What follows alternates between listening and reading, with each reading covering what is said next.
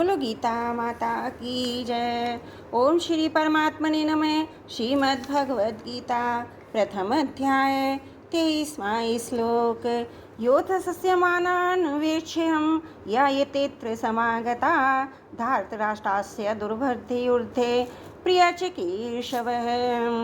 धार्तराष्ट्रास्य दुर्बुद्धिर्युद्धे प्रियचिकीर्षवः। यहाँ दुर्योधन को दुष्टि बुद्धि कहकर अर्जुन यह बताना चाहते हैं कि इस दुर्योधन ने हमारा नाश करने के लिए आज तक कई तरह के षड्यंत्र रचे हैं, हमें अपमानित करने के लिए कई तरह के उद्योग किए हैं। नियम के अनुसार और न्याय पूर्वक हम आधे राज्य के अधिकारी हैं, पर इसको भी यह हड़पना चाहता है, देना नहीं चाहता। ऐसी तो इसकी दुष्ट बुद्धि है। और यहाँ आए हुए राजा लोग युद्ध में इसका प्रिय करना चाहते हैं।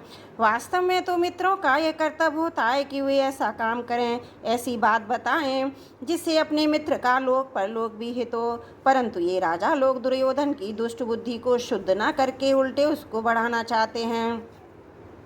दुर्योधन से युद्ध कराकर युद्ध में उसकी सहायता करके उसका पतन ही करना चाहते हैं। तात्पर्य है कि दुर्योधन का हित किस बात में है, इसको राज्य भी किस तरह से मिलेगा और उसका परलोक भी किस बात से सुधरेगा, इन बातों का वे विचार नहीं कर रहे हैं। अगर ये राजा लोग उसको ये सलाह देते कि भाई कम से कम आधा राज्य तुम रखो और पांडवों का आधा राज्य पांडवों को दे दो, तो इससे दुर्योधन का आधा राज्य भी रहता और उसका परलोक भी सुधरता।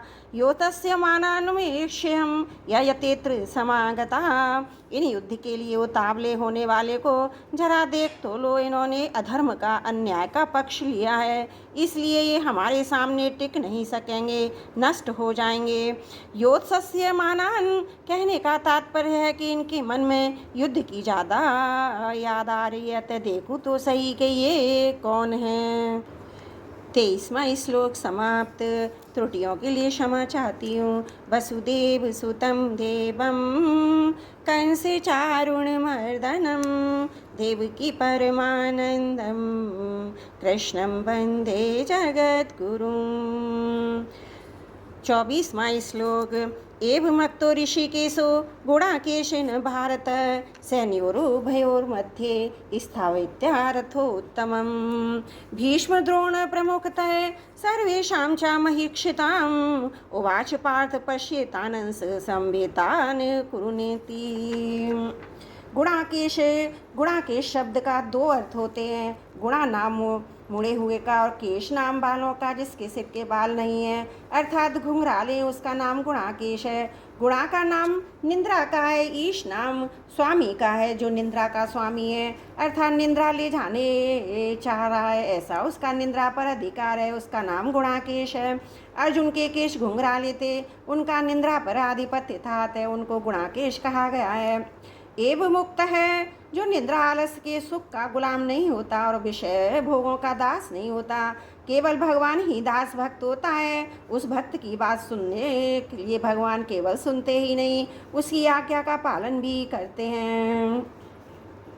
इसीलिए अपने सखा भक्त अर्जुन के द्वारा आज्ञा देने पर अंतर्यामी भगवान श्री कृष्ण ने दोनों सेनाओं के बीच में अर्जुन का रथ खड़ा कर दिया। ऋषिकेश है, इंद्रियों का नाम ऋषिक है। जो इंद्रियों के ईश अर्थात स्वामी है उनको ऋषिकेश कहते हैं। पहले 21वें श्लोक में और यहाँ ऋषिकेश कहने का तात्पर्य है जो मन बुद्धि इंद्रियों आदि सबके प्रेरक हैं, सबको आज्ञा देने वाले हैं, वे ही अंतर्यामी भगवान यहाँ अर्जुन की आज्ञा का पालन करने के लिए आए हुए हैं। यह उनकी अर्जुन पर कितनी अधिक कृपा है।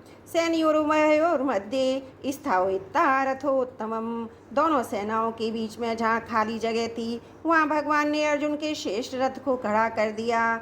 भीष्म द्रोण प्रमुखतः सर्वेषां च महीक्षिताम्। उस रथ को ही भगवान ने विलक्षण चतुराई से ऐसी जगह खड़ा किया जहाँ से अर्जुन को कुटुंबियों संबंधी वाले पितामह भीष्म, विद्या के संबंध वाले आचार्य द्रोण एवं कौरव सेना के मुख्य मुख्य राजा लोग सामने दिखाई दे सकें। उवाच पार्थ पश्येतान् संवेतान् कुरुनिति। कुरु पद में धृतराष्ट्र के पुत्र और पांडु के पुत्र ये दोनों आ जाते हैं, क्योंकि ये दोनों ही कुरुवंशी हैं। युद्ध के लिए एकत्र हुए इन कुरुवंशियों को देख। ऐसा कहने का तात्पर्य है कि इन कुरुवंशियों को देखकर अर्जुन के भीतर ये भाव पैदा हो जाए कि हम सब एक ही तो हैं। इस पक्ष के हों चाहे उस पक्ष के हों, भले हों चाहे बुरे हों, सदाचारी हों चाहे दुराचारी हों, पर ये सब अपने ही कुटुंबी। इस कारण अर्जुन में छुपा हुआ कौंडव्य ममता युक्त मोह जागृत हो जाए। मोह जागृत होने से अर्जुन जिज्ञासु बन जाए,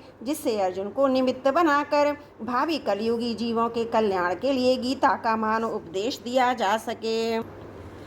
इसी भाव से भगवान ने यहाँ पश्येतान संवेतान कुरुन कहा है। नहीं तो भगवान पश्येतान धृतराष्ट्रान समानिति ऐसा भी कह सकते थे, परंतु ऐसा कहने से अर्जुन के भीतर युद्ध करने का जोश आता, जिससे गीता के प्राकट्य का अवसर ही नहीं आता और अर्जुन के भीतर का प्रसुप्त कौटुंबिक मोह भी दूर नहीं होता, जिसको दूर करना भगवान अपनी जिम्मेवारी मानते हैं। जैसे कोई फोड़ा हो जाता है तो वैद्य लोग पहले उसको पकाने की चेष्टा करते हैं, तब तक वह पक जाता है तब उसको चीरा देकर साफ कर देते हैं। ऐसे ही भगवान भक्त के भीतर छिपे हुए मोह को अपने जागृत करके फिर उसको मिटाते हैं। यहाँ भी भगवान अर्जुन के भीतर छिपे हुए मोह को कुरुन पश्य कहकर जागृत कर रहे हैं, जिसको आगे उपदेश देकर नष्ट कर देंगे।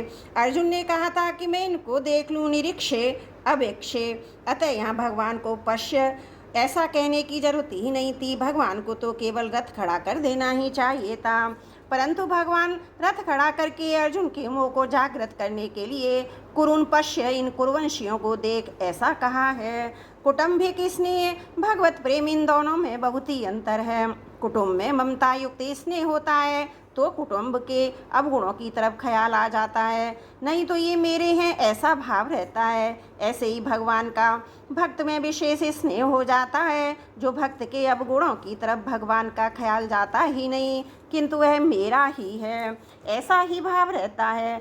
कौटुंबिक स्नेह में क्रिया तथा पदार्थ शरीर आदि की, भगवत प्रेम में भाव की मुख्यता रहती है। कुटुंबिक स्नेह में मूर्ता मोह की ओर, भगवत प्रेम में आत्मीयता की मुख्यता रहती है। कौटुंबिक स्नेह में अंधेरा, भगवत प्रेम में प्रकाश रहता है। कौटुंबिक स्नेह में मनुष्य कर्तव्यच्युत हो जाता है और भगवत प्रेम में तल्लीनता के कारण कर्तव्य पालन में विस्मृति तो हो ही सकती है।